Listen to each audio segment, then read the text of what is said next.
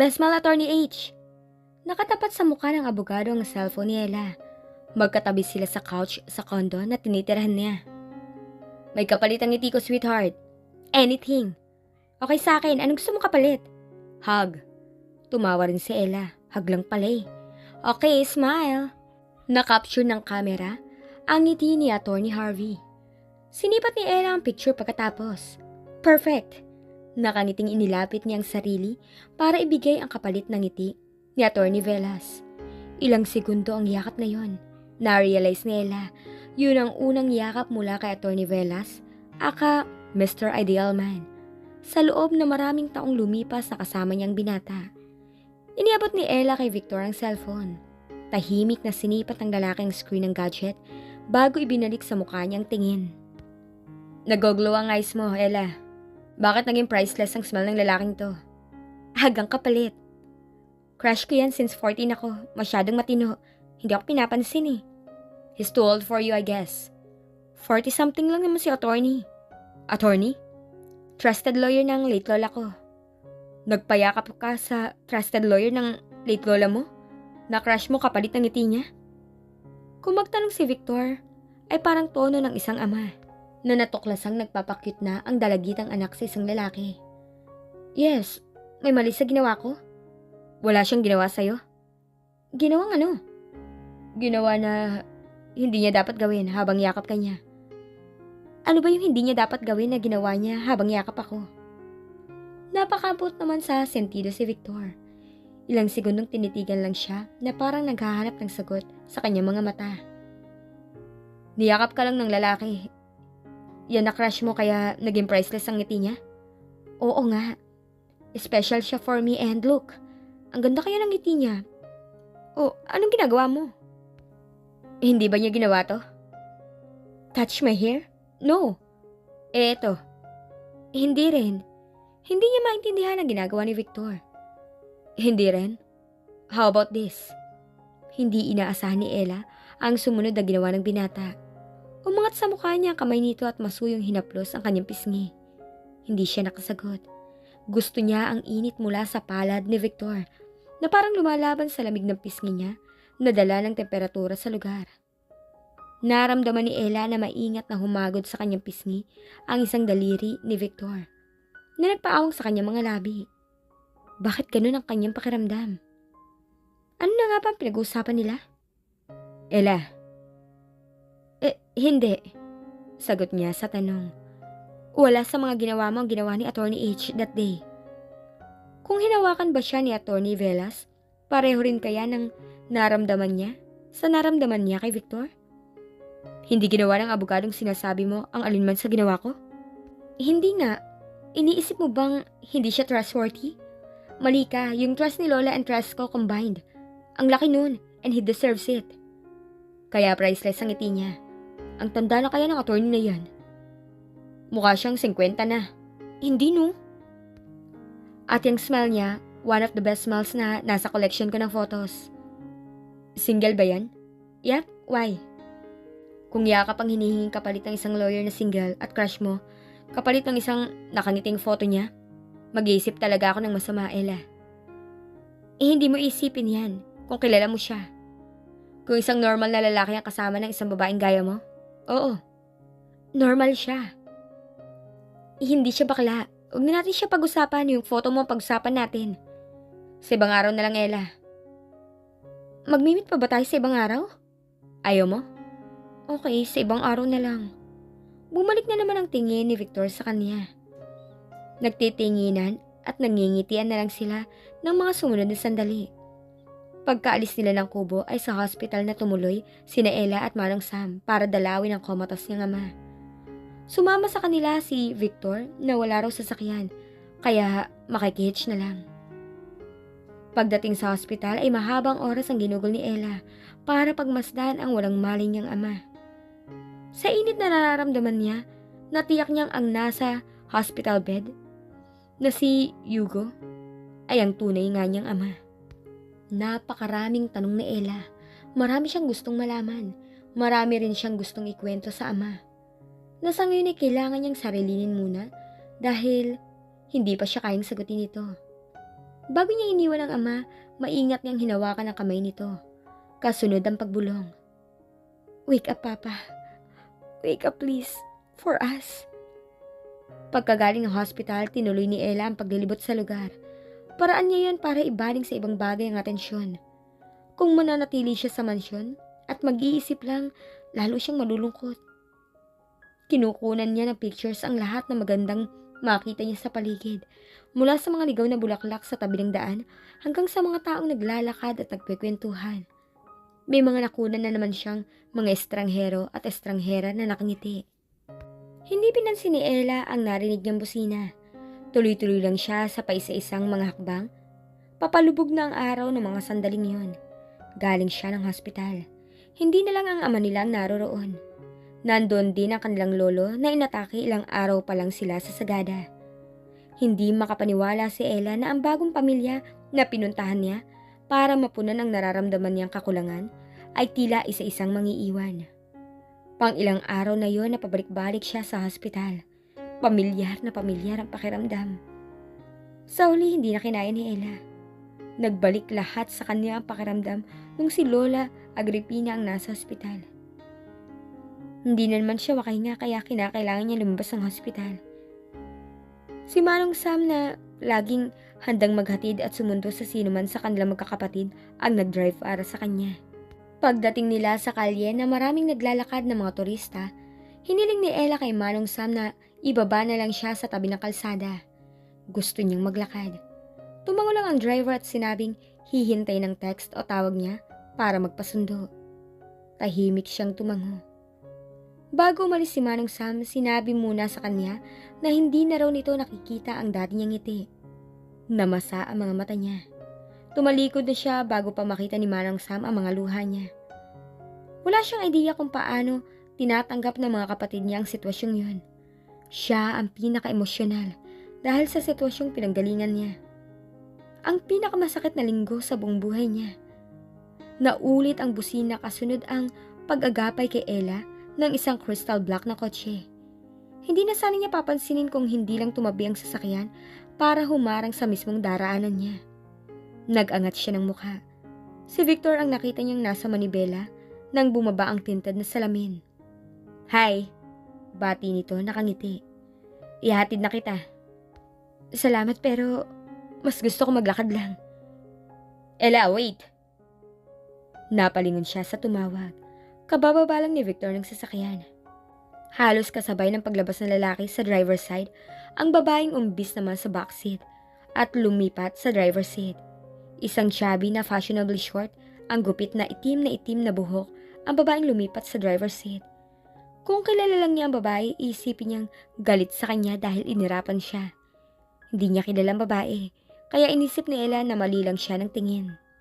Hanggang saan ka maglalakad? Sasamahan na kita. Gusto niyang umiyak pero pinigil niyang sarili. Nilampasan na sila ng kotse na iniwan ni Victor. Tahimik na tinanaw ni Ella ang bundok, ang mga ulap. Ella, I'm okay. Gusto ko lang talaga maglakad-lakad. Tahimik nilang tinanaw ang bundok sa hindi kalayuan. Victor? Yeah? Naramdaman mo na ba yung feeling na sobrang bigat? Na ang hirap-hirap ng huminga. Hindi umimik ang lalaki. Nakatingin pa rin sa bundok. A few months ago, parang ganito rin eh.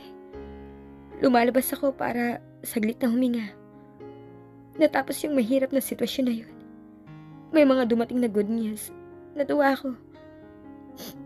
Umasa na magiging okay na ang lahat. Na ang hinahanap kong lugar na nawala sa akin, nakita ko na.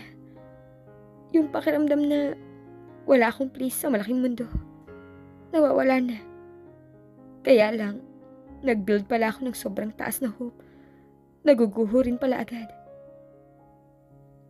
Umiling-iling si Ella, tumingala para pigilan ang pag-alpas ng mga luha. Bakit ba ganun minsan, no?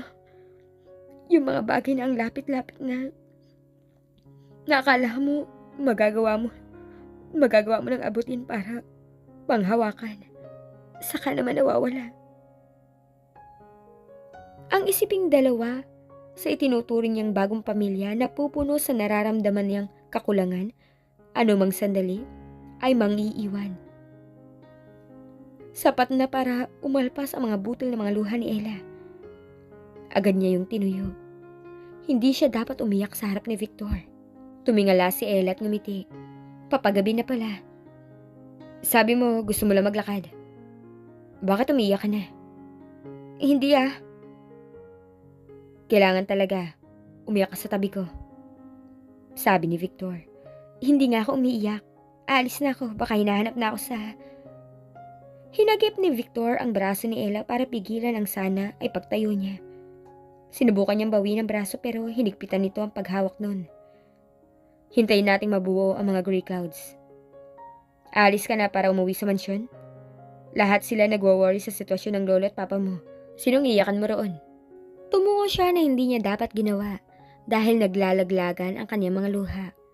Nataranta siya sa pagtuyo ng mga yun.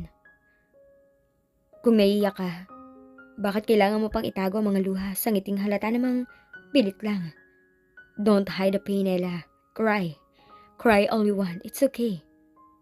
Hindi gusto ni Ella na pakawalan ng emosyon, pero nang maramdaman niya ang hagod ni Victor sa kanyang buhok at likod, ay nagtuloy-tuloy ang agos ng kanyang mga luha. Salamat. Sinadya niyang iwasan ang mga mata ng binata pero pinigilan nito ang baba niya. Bakit ayaw mo tumingin sa mga mata ko? Matapang ka lang makipag-eye contact kapag nakangiti ka. Pangit ako pag umiiyak eh. Magaang tumawa si Victor.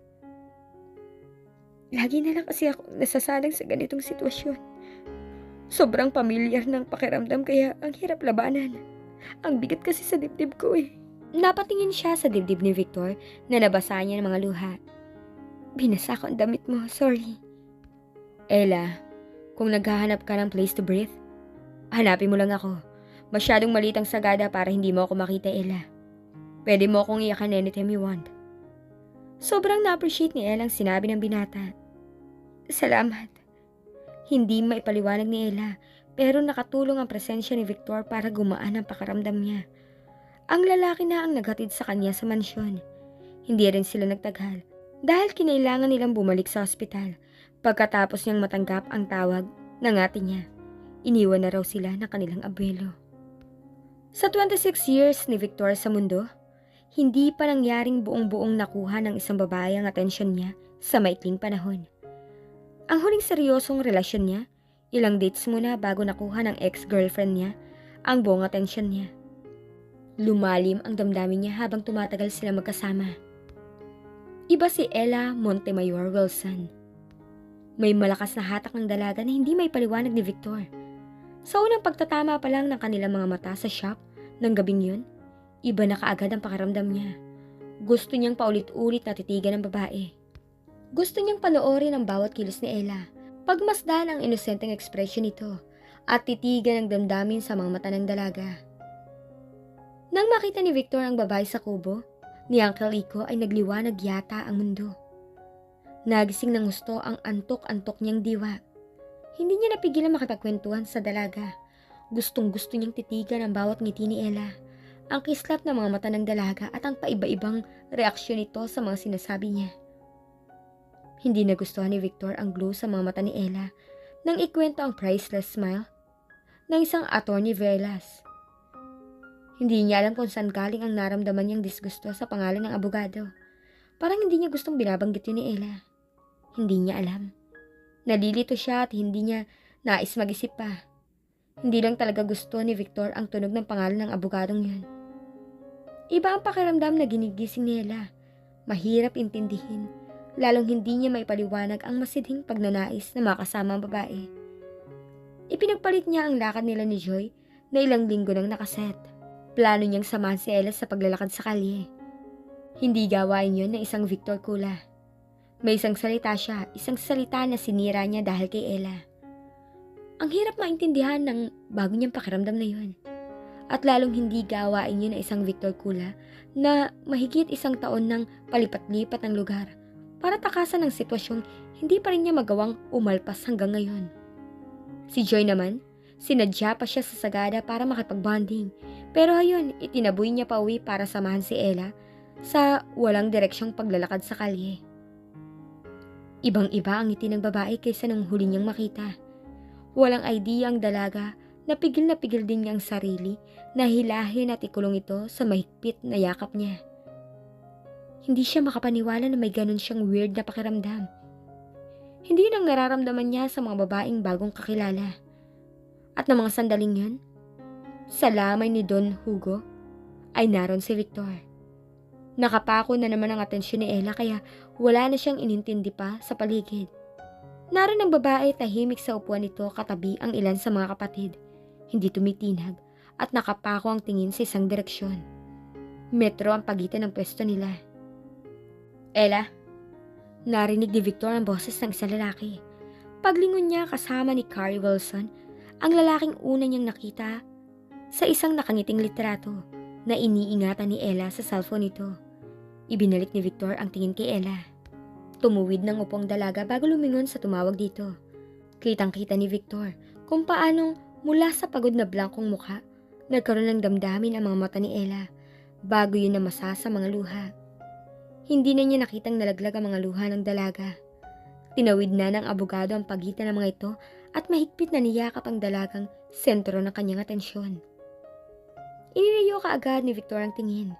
Hindi niya alam kung bakit pero hindi niya gustong makita kung gaano kahigpit ang yakap ng lalaki kay Ella. Parang matigas na bilog na bumubundol sa kanyang puso at ang lalo pang dumagdag sa sama ng pakiramdam niya. Mas bata pala ang abogado sa personal. Hindi ito kasing tanda ng naisip niya.